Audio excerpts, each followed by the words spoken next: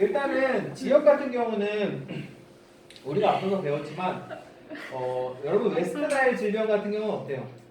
미국이라든지 유럽에는 있는데 우리나라는 없단 말이에요.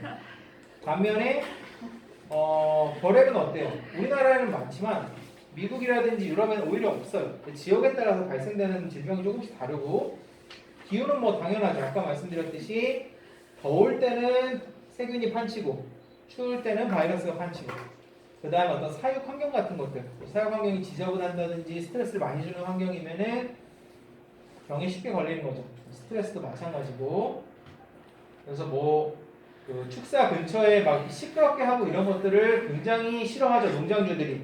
왜냐면은 이런 것들이 동물한테 스트레스를 굉장히 심하게 주거든요.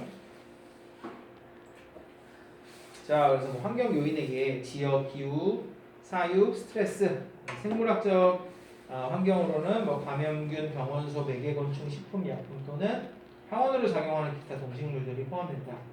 사회적 환경은 사회조직과 이거는 이제 동물이라기보다 사람 쪽에서 하는 얘기지만 사회조직과 경제 상태, 직업, 경제 수준, 사회적 관습, 식품의 조리법 같은 경우는 잘 안 익히고 먹는 뭐 회라든지 아니면 육회를 많이 먹는 문화가 있다.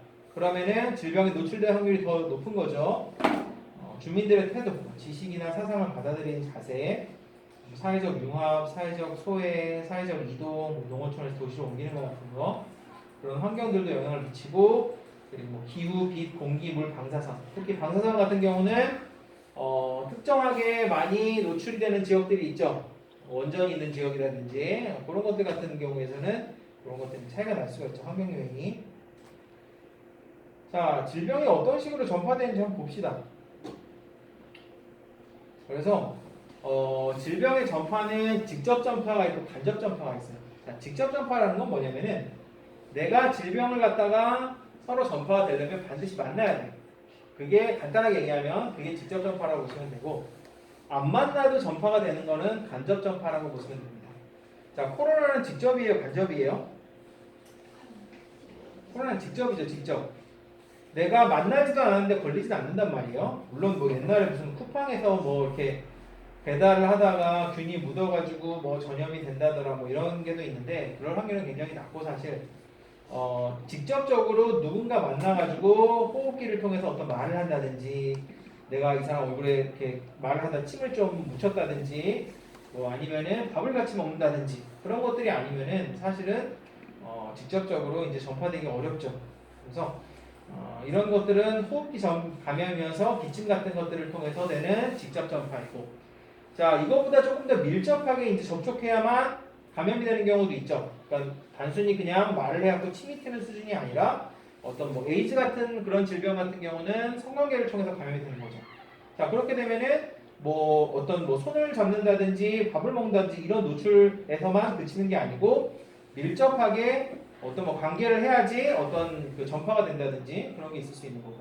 그리고 우리가 지난 시간에 이제 배웠던 에볼라 바이러스 같은 경우는 어때요? 직접 접촉을 통해서 전파가 된다고 했단 말이에요.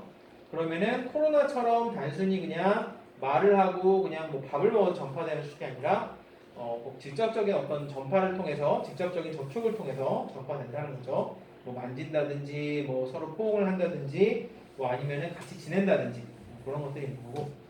자 간접 전파는 그러면은 질병이 전염되어 있어서 이 사람을 꼭 안 만나도 돼. 그래도 전파가 되는 게 간접 전파라고 보시면 돼요.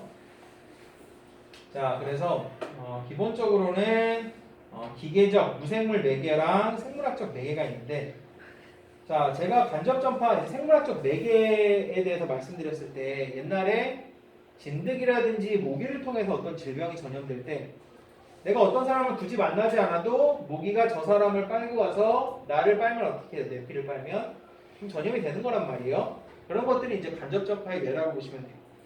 자, 일단은 기계적 무생물이 매개되는 경우 자, 간접 전파는 반드시 그래서 매개체가 있습니다. 무생물이든 생물이든 첫 번째로 무생물이 매개되는 경우는 처음에 이제 공통 전파체 자, 물이라든지 우유, 식품, 수혈, 주사 이런 것들을 보면은 이런 것들은 무생물이지만 공통적으로 전파시킬 수 있는 어떤 매개체가 있는 거죠. 우유 같은 경우 한 농장에서 짜가지고 다 퍼져나간단 말이에요. 그럼 마트에 있는 우유가 만약에 오염이 됐다. 그렇죠?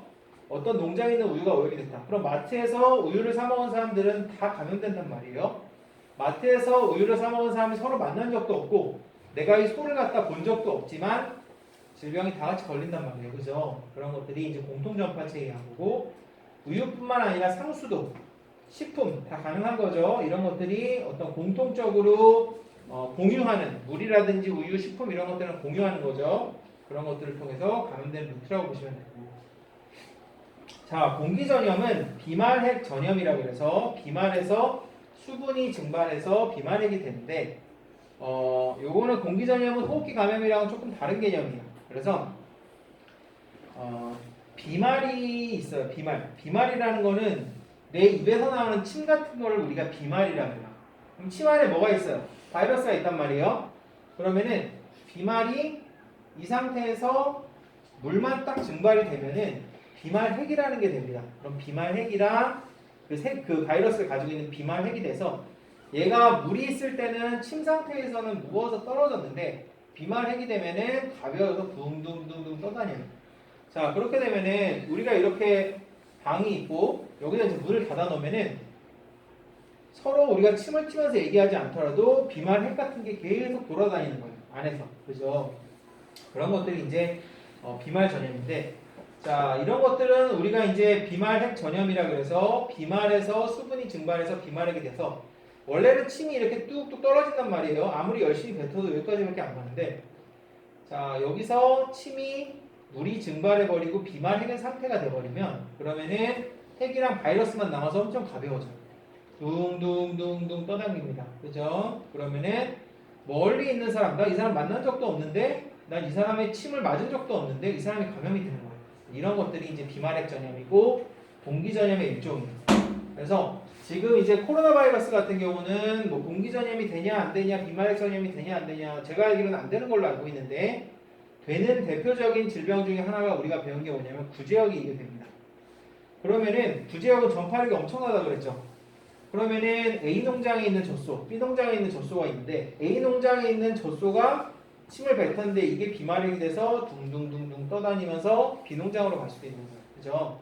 그래서 그게 이제 비말핵 전염이 되는 거고 그 다음에 계달 전염이라는 게 있어요. 계달 전염. 계달 전염이라는 건 뭐냐면은 내가 이제 편지라든지 택배를 보냈어요. 그러면 내 손에 묻어있던 균이 편지나 택배에 묻고 이걸 받은 사람이 그 균을 갖다가 접촉을 해서 질병이 발생되는 거죠. 아까 제가 쿠팡 얘기했죠. 그런 게 계달 전염이에요. 계달 전염은 아무래도 외부에서 조금 생존력이 좋은 바이러스나 세균이 가능한 거겠죠. 병원체에 오염된 물건이 전염원이 있는 곳에서 시간적, 거리적으로 상당히 떨어져서 감염을 일으킬 때 편지 같은 걸 보냈는데 편지를 통해서 감염이 된다든지 그런 것들이 이제 계달 전염이 되는 거죠. 자, 그 다음에 생물학적인 대비. 자, 이게 이제 아까 말씀드린 비말 감염일 때는 이 비말 침을 통해서 감염일 때는 이 침이 직접적으로 도달을 해야 돼요. 이 사람한테. 근데 공기 감염일 때는 자, 침에서 액체는 다 증발이 돼버리고 비말액만 둥둥둥둥 떠다녀서 멀리까지 갑니다. 그래서 감염시킬 수 있는 거예요. 이런 식으로. 그래서 비말 전파할 때는 직접적으로 만나서만 전파가 되는 거지만 비말핵, 그러니까 공기 전파일 때는 얘네들이 떨어진 상태에서 다시 위로 뜰 수도 있거든요. 이런 데 잔뜩 묻어있다가 감염될 수도 있는 거죠. 자, 그 다음에 물을 통한 전파가 있어요. 그 물을 통한 전파는 아까 말씀드렸듯이 공통 매개체 중에 식품도 있고 우유도 있고 물도 있단 말이에요. 그죠? 그 중에서 이제 물을 통한 전파는 어떤 상수도를 통해 전파되는 거죠. 여러분들이 이제 집에 가면 수돗물 안 나오는 데가 있어요? 다 나온단 말이에요. 그럼 동일하게 여러분들 이제 인천에 있는 사람들, 뭐 부천에 있는 사람들 비교적 굉장히 동일한 상수를 쓸 거란 말이에요. 상수도를. 그죠? 그러면은 애초에 그 상수도가 오염이 돼 있으면 어떻게 돼요? 한강에 오염이 돼 있다든지 그러면은 이 물을 쓰는 사람들이 다 같이 걸린단 말이에요. 그죠? 그래서 이제 물을 통한 전파의 특징이 있는데 제가 이 파트를 왜 넣냐면은 이게 수의사 국가고시에 되게 많이 나와요. 맨날 나와요. 그래서 그냥 참고로 넣는데 자, 환자 발생의 지리적 분포를 보면은 당연히 오염 장소로부터 하류 지역에서 발생이 되게 되죠. 물은 상류에서 하류로 가기 때문에 만약에 A 장소에서 오염이 발생됐다. 그럼 A 장소보다 더 하류 지역에서 어떤 그 질병이 발생하게 되는 거죠. 배수하기 전에 오염이 돼버리면은 이 물을 갖다가 급수를 하게 되니까 전 구역에서 발생이 되게 되고, 이미 배수관이 분지된 후라면은 그 구역에서만 질병이 발생되는 거죠. 자, 환자 발생의 일시적 분포는 같이 다 물을 마셔서 감염되는 거니까 한꺼번에 확 올라왔다가 그 다음에 감소하는 경향으로 갑니다. 그리고 이런 질병은 보통 사망률이 낮은 편이에요. 먹고 죽거나 이런 건 아니지만 잠복기가 길고 사망률이 낮은 질병이 많고, 자, 유행 초기에는 남녀노소의 구분이 있을 수가 없죠. 물은 다 같이 마시니까 남녀노소의 구분은 따로 없고, 오염 사실 증명 또는 추리는 뭐 장마라든지 상수 오염이 됐다든지 아니면 이상 계절 변동 같은 걸로 온도가 너무 이렇게 좀 올라갔다든지 이제 그렇게 되면은 질병이 이제 발생이 되는 거죠. 자, 아까 이제 그 생물학적 매개, 여기 생물학적 매개에서 잘렸는데, 생물학적 매개는 기계적 전파가 있고 생물학적 전파가 있어요. 이건 어떻게 차이가 있냐면은, 간단하게 얘기하면 기계적 전파는 파리가 막 날아다녀서 내가 질병에 걸렸는데 파리가 와가지고 내 몸에 막 발을 얹고 막 내 위에서 막 손을 비비다가 다른 사람한테 갔어요. 그래서 파리의 발에 어떤 세균 같은 게 묻어있는 상태로 그 사람한테 그냥 기계적으로 어떤 질병 같은 게 전파가 됐다. 그런 게 이제 기계적 전파예요. 그러니까 파리가 A라는 사람에게서 B라는 사람에게로 갔는데, 가는 과정에서 그냥 발에다가 세균이나 바이러스를 묻혀간 거죠. 그래서 그냥 기계적으로 그런 것들을 그냥 운반하거나 뭐 그렇게만 하면은 그런 것들이 이제 기계적 전파라고 보시면 되고, 생물학적 전파 같은 경우는 병원체가 매개곤충의 체내에서 변화한 다음 다른 숙주에게 옮겨지는 거예요. 여러분 이제 집에서 강아지 키우면 심장상충 약을 먹이잖아요. 그러면은 심장상충이라는 거는 전부 다 그 모기의 몸에서 성장하는 것도 아니고 전부 다 개의 몸에 성장하는 게 아니에요. 어떤 스테이지가 있어요. 처음에 알부터 시작해서 성충까지 되는데, 생식이 가능한 성충까지 되는데, 어떤 단계에서는 반드시 모기의 몸에서 증식을 하고 성장을 해야 되고, 어떤 단계에서는 반드시 개의 몸에서 증식하고 성장해야 돼요. 그래서 이런 식으로 모기랑 개의 몸을 막 거치고 왔다 갔다 그렇게 하면서 어떤 전파력 같은 거를 갖는 그런 것들이 이제 생물학적 전파라고 보시면 돼요. 이거는 반드시 모기의 체내가 필요한 거죠. 단순히 기계적으로 옮기는 게 아니고 뭐 그런 예시라고 보시면 되고, 기생충학 같은 거 배울 때 뭐 증식형이니 발육형, 발육증식형, 배설형, 경란형 이런 거 배우는데 참고적으로만 알아두세요. 자, 전염병을 매개하는 동물, 그래서 곤충류와 뭐 지주류가 있다고 하는데, 자, 뭐 파리, 바퀴, 등에 쇠파리, 각다기, 모기, 벼룩이, 침노린재, 진드기.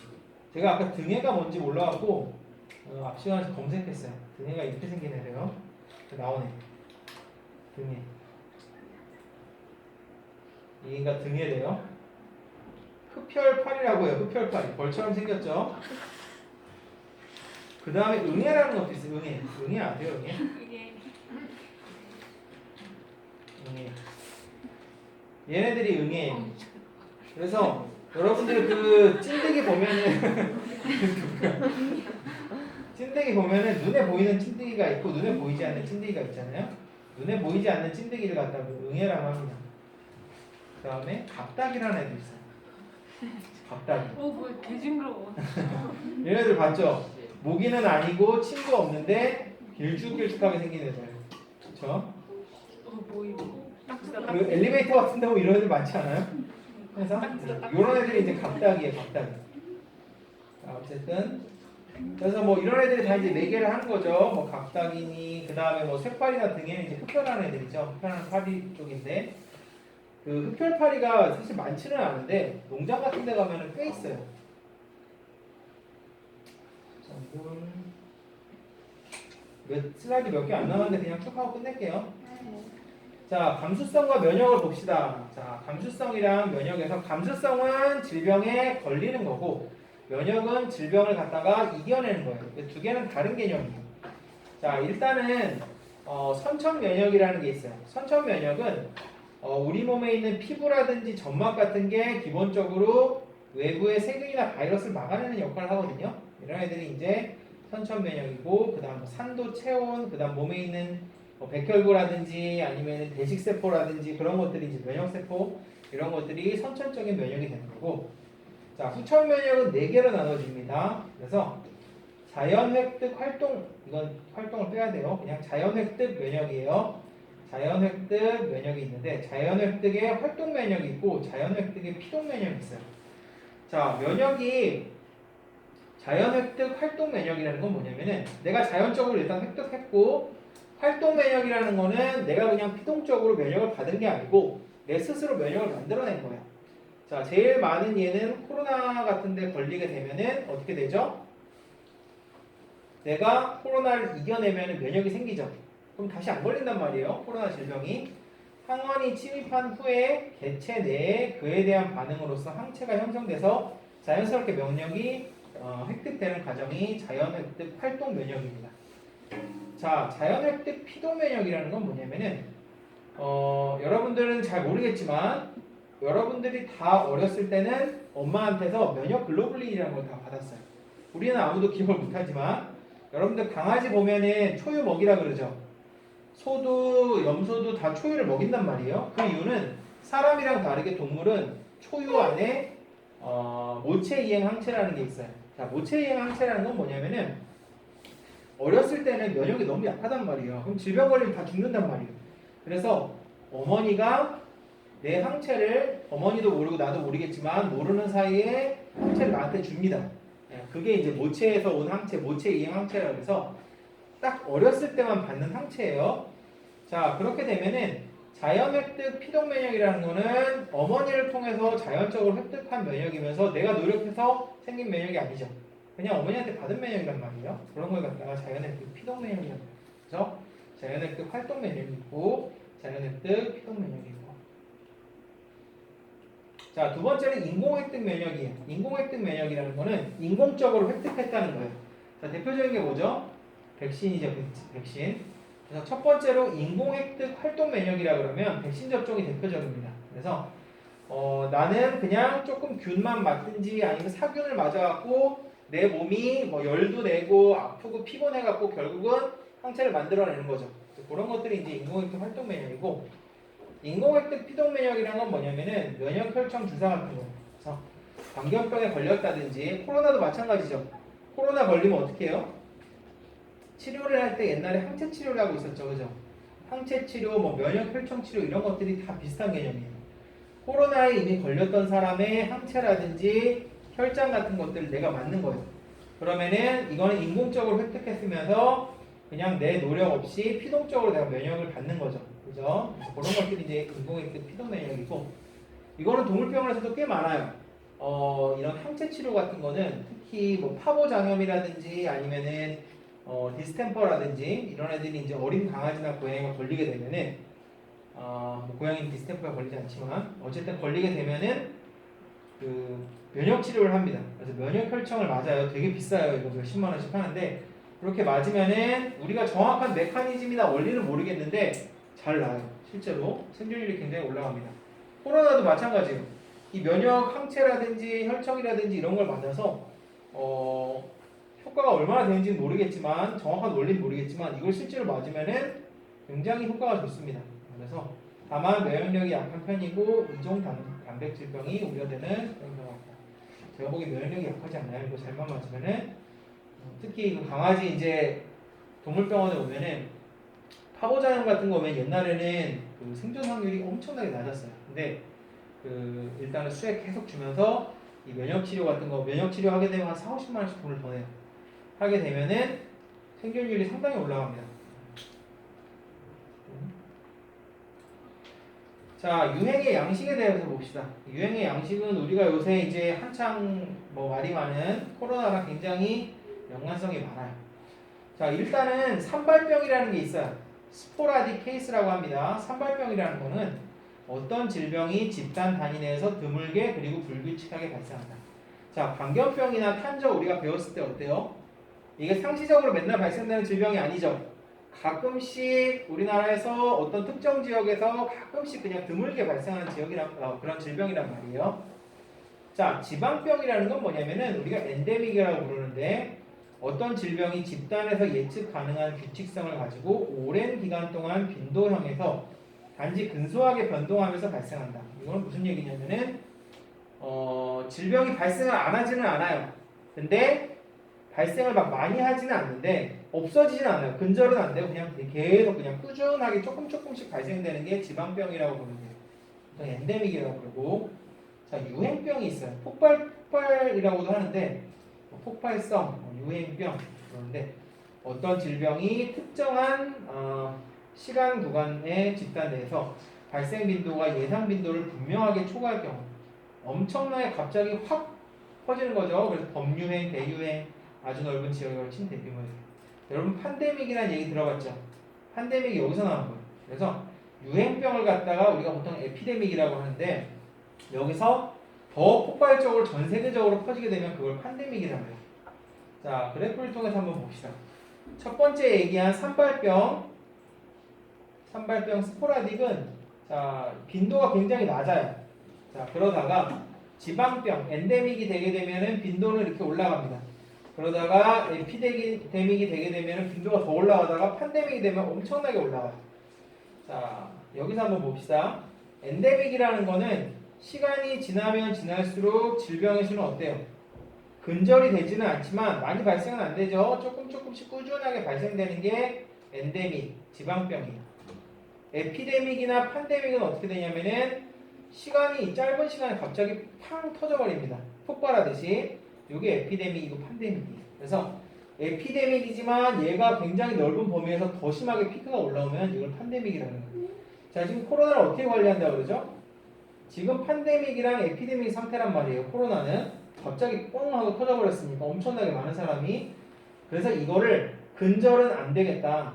백신 맞았는데도 계속 걸리는 거 보니까 이 질병은 근절은 안 되겠다. 그래서 이거를 엔데믹으로 바꾸려고 하는 겁니다. 다시 말해서 근절은 안 되지만 굉장히 낮은 빈도로 그래 너 그냥 계속 생겨라. 대신에 폭발하지만 말아라. 이런 식으로 관리를 해주겠다는 거죠. 그렇죠? 이게 이제 지방병이고 엔데믹이에요. 그래서 여러분들 뭐 뉴스 들어보면 엔데믹이라는 얘기가 많이 나오는데 이 엔데믹이 여기서 나온 얘기입니다. 자, 그래서 코비드 19 뭐 코로나가 이 사람이 뭘 했어요? WHO의 장이 팬데믹을 선언한 거죠. 이게 한 군데뿐만 아니라 여러 군데에서 지금 폭발적으로 발생을 하게 되면서 공동적으로 대응을 하기 위해서 팬데믹을 선언한 거죠. 그래서 이런 식으로 나타나는 게 팬데믹이 되는 거고 이걸 갖다가 이제 엔데믹의 형태로 잡으려고 하는 거죠. 발생률을 낮추고 그냥 꾸준하게 낮은 수준으로 발생하는 식으로. 자, 그 다음 방역의 원칙에 대해서 봅시다. 거의 끝났어요. 자, 전염원, 국외 전염병의 침입을 방지해야 되고 환축 또는 보균축의 발견 및 처치를 해야 되고 토양을 소독하고 곤충이나 쥐를 방지하고 일단 전염원을 컨트롤해야 되죠. 코로나도 초기에 어떻게 했어요? 뭐 입국한 사람들 다 조사하고 격리하고 그런 것들 했죠. 자, 그래서 숙주에 대한 대책은 감수성 있는 개체의 저항력을 증가시킨다. 백신을 놓는다든지 밥을 잘 준다든지 해서 그 다음에 뭐 예방접종, 전염 경로에 대한 대책은 소독을 철저하게 하고 철저하게 위생교육을 하고. 자, 여기 보면은 소독이라는 게 있고 살균이라는 게 있고 멸균이 있는데 이거는 뭐 어디 정의를 봐도 말이 그냥 다 비슷비슷해요. 그래서 뭐 여기 나와 있는 정의도 완전히 뚜렷하게 명확한 정의는 아니라고 할 수 있는데 자, 소독은 그냥 제가 단순하게 그냥 설명을 드리면은 얘 세 개는 비슷한 얘기지만 소독은 그냥 살짝 숫자만 감소시키는 수준이라고 보시면 돼요. 완전히 죽이지는 못하고 살균은 그냥 죽여버리는 거예요. 세균은. 멸균은 포자까지 죽이는 단계가 멸균이라고 보시면 됩니다. 다만 이거는 책에 따라서 나와 있는 정의가 조금씩 달라요. 뭐 유익균을 죽이고 유해균을 죽이는 게 뭐 소독이다 뭐 그런 식으로 다니는 경우도 있는데 그런 건 아닌 것 같고 일단은 방금 말씀드렸듯이 소독은 완전히 죽이지는 못해도 세균을 이제 어느 정도 죽이는 거고 살균이랑 살균이랑 사실 굉장히 비슷한 개념입니다. 다만 조금 더 차이를 두자면 살균은 조금 소독보다 더 많이 죽이는 거라고 보시면 되고 멸균은 살균에 비하면은 포자까지 죽이는 거라고 보시면 돼요. 자, 여러분들 그냥 빨래를 그냥 끓는 물에 삶으면 포자는 살아남아요. 아포. 왜냐면 아포는 저항성이 엄청나게 세죠. 그럼 압권을 죽이려면 어떻게 해야 되냐면 121도씨에서 굉장히 높은 압력으로 15분 이상 끓여야 돼요. 그렇게 되면 압포도 죽습니다. 그래서 그럼 그런 건 이제 멸균이 되는 거죠. 그래서 살균이 있고 멸균이 있고 그래서 일체 미생물을 다 멸살하고 포자까지 죽이게 되면은 그게 이제 멸균의 형태라고 보시면 됩니다. 자, 소독법은 뭐 이학적 소독법, 뭐 태움, 그 다음에 뭐 햇빛의 쬐임, 번열, 습열, 그 다음에 화학적 소독법은 이건 소독제죠, 소독제. 소독제 뭐뭐 쓰죠? 알코올도 쓰고 락스도 쓰고 뭐 무슨 사가 암모늄 계열도 쓰고 포비돈 아이오딘도 쓰고 다양하게 쓴단 말이에요. 균체막을 파괴하고 균체 단백질을 변성시키고 균체 표면을 둘러싼 호흡을 정해하고 둘러싸서 호흡을 정해하고 자, 뭐 항생제 같은 경우는 이제 감염이 되고 나서 쓰는 거죠 보통. 자, 소독약 사용의 일반적인 상식에 대해서 봅시다. 소독 전에 청소가 선행되어야 한다. 자, 일반적으로 소독약 같은 경우는 유기물이 묻어 있으면은 효과가 많이 떨어져요. 다시 말해서 소독약을 많이 쓰는 데가 농장 같은 데 쓰거든요. 농장에서 막 그 동물의 분변 같은 게 묻어 있는 상태에서 소독제를 그냥 써버리면은 소독제가 아무 효과도 없습니다. 일단은 청소를 먼저 하고 소독제를 쓰는 게 좋아요. 여러분들 막 손에 흙 묻고 막 그 다음에 이것저것 묻은 상태로 알코올만 뿌린다고 해서 소독이 되는 게 아니에요. 소독제가 그럼 불활화돼 버려요. 그래서 손을 먼저 씻고 소독제를 쓰는 게 효과가 더 좋은 거죠. 자, 농도가 짙다고 소독력이 강한 것은 아니. 자, 알코올은 보통 70%를 쓴단 말이에요. 그러면은 80%를 쓰면 더 좋지 않을까, 90%를 쓰면 더 좋지 않을까 생각할 수 있지만 농도가 짙다고 좋은 건 아닙니다. 70%가 가장 좋아요. 클로렉시딘은 뭐 5%가 가장 좋고, 그래서 적합한 퍼센티지가 있어요. 그래서 농도가 짙다고 소독력이 강해지는 것은 아니고, 다만 온도가 증가되면 효력은 조금씩 올라가요. 온도가 증가되면 효력은 올라가고, 그리고 소독약을 희석할 때는 경수를 피해서 일반적으로 연수를 사용을 해야 되고, 소독 대상 병원체에 따라 소독약을 선택합니다. 그래서 아까 제가 파보 얘기했는데 파보는 알코올 같은 걸로 안 죽어요. 그럼 뭘로 죽이냐면 락스로 죽입니다. 락스. 그래서 병원체에 따라서 이제 적합한 소독약이 다르게 되고, 자, 산과 알칼리 계통을 동시에 사용하면 둘이 상쇄돼 버리죠. 산이랑 알칼리랑. 그리고 소독약은 조제 후에 즉시 사용해야 됩니다. 사실은 조제해놓고 몇 달 있다 써도 괜찮은데 효과는 즉시 사용하는 게 효과가 가장 좋아요. 적당하게 약물을 혼합하게 되면 소독력이 증가하게 된다. 이거 알아두시면 되고.